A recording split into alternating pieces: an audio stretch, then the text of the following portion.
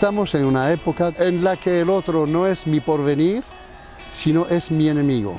Y eso se llama la barbarie.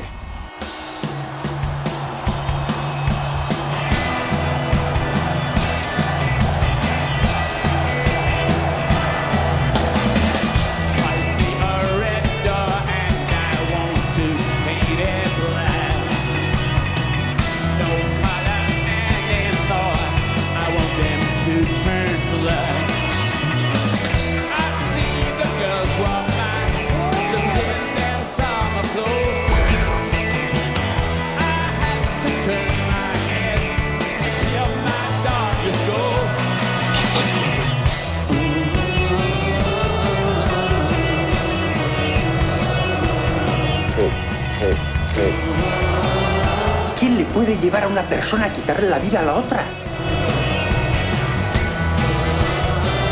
Porque mira, agarrábamos a una pobre mujer, pum, pum, le pegábamos su buen bujillazo.